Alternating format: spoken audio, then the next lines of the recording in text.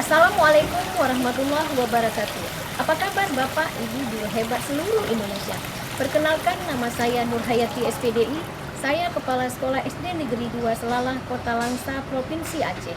Melalui video ini, saya akan berbagi praktik baik yang telah saya lakukan di sekolah, yaitu proyek penguatan profil pelajar Pancasila, tema gaya hidup berkelanjutan, topik cerdas mengolah sampah menjadi karya estetik, dan pupuk organik.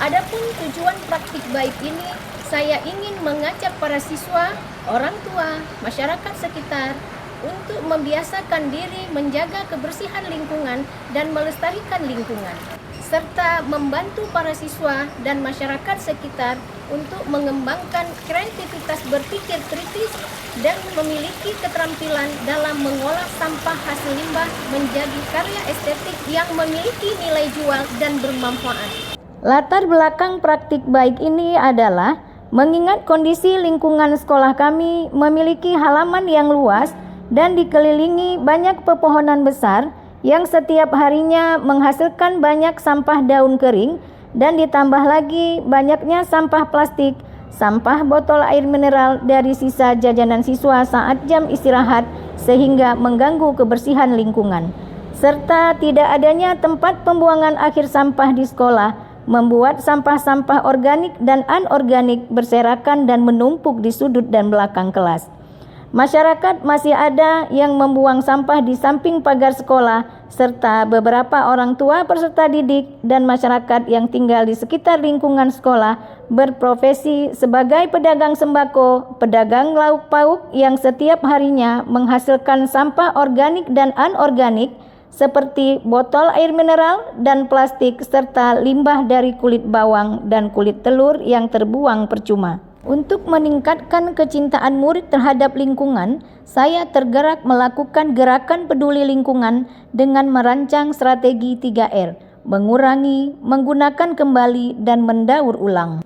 Adapun tantangan yang saya hadapi saat akan membuat praktik baik ini adalah: yang pertama, sulitnya mengajak warga sekolah dan masyarakat sekitar lingkungan sekolah untuk sadar menjaga kebersihan lingkungan dan membuang sampah pada tempat yang sudah disediakan.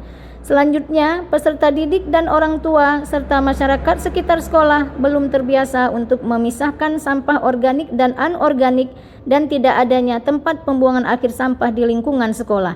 Selanjutnya, walaupun ada dipasang plang pemberitahuan jangan membuang sampah di samping pagar sekolah, namun masih saja ada masyarakat yang membuang sampah. Adapun langkah pertama aksi praktik saya dalam menghadapi tantangan di atas adalah membentuk tim proyek penguatan profil pelajar Pancasila yang terdiri dari fasilitator dan koordinator proyek, serta menetapkan tema gaya hidup berkelanjutan dengan topik metik mengolah sampah menjadi karya estetik dan ponik pupuk organik, dan menetapkan 3 dimensi capaian karakter bagi peserta didik, yaitu beriman dan bertakwa terhadap Tuhan Yang Maha Esa, bergotong royong dan kreatif, dengan elemen akhlak kepada alam, kolaborasi, dan kepedulian, serta subelemen menjaga lingkungan sekitar, kerjasama, tanggap terhadap lingkungan sosial, menghasilkan gagasan yang orisinal, dan menghasilkan karya dan tindakan yang orisinal. Langkah kedua, membuat rapat dengan komite sekolah dan orang tua peserta didik agar dapat berpartisipasi dalam kegiatan P5. Langkah ketiga, menjalin kerjasama dengan GECI dan perangkat desa untuk mensosialisasikan pada masyarakat sekitar sekolah agar tidak membuang sampah sembarangan dan dapat memilah sampah organik dan anorganik. Langkah keempat, menjalin kerjasama dengan Dinas Lingkungan Hidup, Kebersihan, dan Pertamanan Kota Langsa dalam pemangkasan dahan-dahan pohon yang sudah besar dan mengganggu prasarana sekolah, serta dalam penjualan sampah anorganik yang sudah terkumpul di sekolah ke depo DLHKP. Langkah kelima, menyediakan beg kompos untuk pembuatan pupuk kompos dari daun dan tong sampah sesuai dengan pemilihan sampah organik dan anorganik. Langkah keenam, saya membentuk tim duta lingkungan dan duta sampah di sekolah, serta membuat bank sampah di sekolah, dan dalam proses pengumpulan sampah kami memberikan reward kepada siswa yang aktif dalam proses pengumpulan sampah. Mari Bapak Ibu kita lihat bagaimana proses pelaksanaan proyek penguatan profil pelajar Pancasila. Setelah modul proyek selesai dirancang, fasilitator dan koordinator proyek mulai melaksanakan P5 dengan tahapan pengenalan terhadap karakteristik sampah dan pengenalan terhadap pengelolaan sampah pada peserta didik melalui tayangan video tentang pencemaran lingkungan, dan dilanjutkan tahap kontekstualisasi menggali permasalahan di lingkungan sekolah melalui observasi sumber sampah dan membawa peserta didik melihat langsung tumpukan sampah yang ada di sekitar lingkungan sekolah.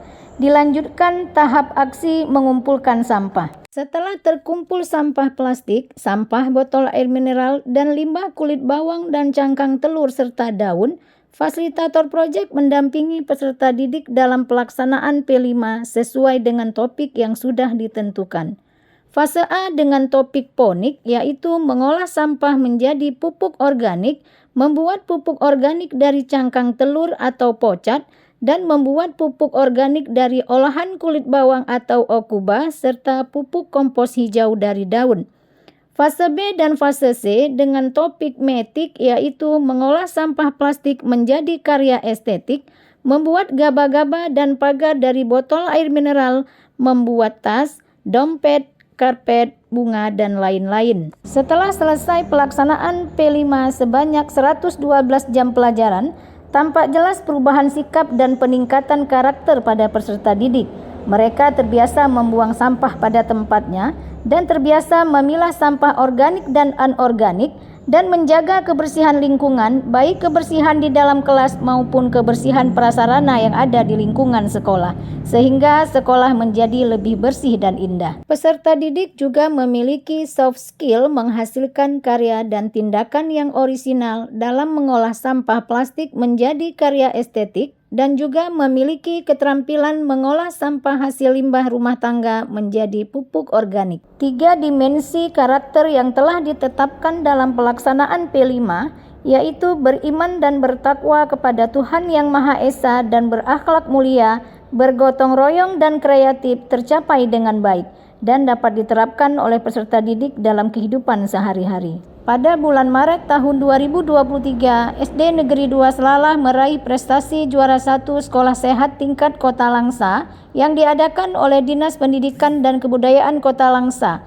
Tim juri sangat mengapresiasi terhadap kebersihan lingkungan sekolah kami, mulai dari kebersihan toilet, ruang kelas, ruang UKS, dan prasarana lainnya, serta keadaan lingkungan sekolah yang sejuk dan asri. Pada bulan Februari tahun 2023, SD Negeri 2 Selalah juga mendapatkan apresiasi terhadap inovasi dari hasil pengolahan sampah yang dibuat oleh peserta didik dan memperoleh piagam penghargaan dari Bapak PJ Wali Kota Langsa dalam rangka mengikuti pameran hasil pengolahan sampah pada perayaan Hari Peduli Sampah Nasional yang diadakan oleh Dinas Lingkungan Hidup, Kebersihan, dan Pertamanan Kota Langsa. Dengan adanya proyek gaya hidup berkelanjutan, saya mengetahui sampah dapat diolah kembali, seperti sampah daun, diolah jadi pupuk. Sampah plastik jadi karya seni, seperti bunga plastik. Botol plastik jadi gaba-gaba estetik. Saya suka proyek karena penerimaan yang pengetahuan. Dengan adanya proyek tema gaya hidup berkelanjutan, saya terbiasa membuang sampah pada tempatnya, memilah sampah, mendaur ulang sampah, dan pembelajaran sangat menyenangkan. Saya Zakianti, koordinator P5.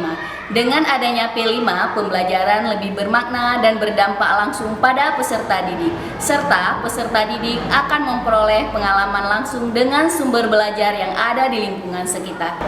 3 dimensi target capaian karakter bagi peserta didik yang telah ditetapkan. Semoga capaian tersebut dapat terus diterapkan oleh peserta didik dalam kehidupan sehari-hari.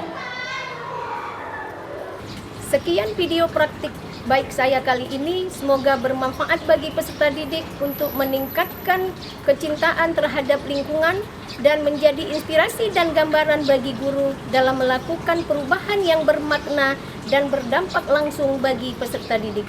Terima kasih, salam dan bahagia Bapak Ibu guru hebat seluruh Indonesia.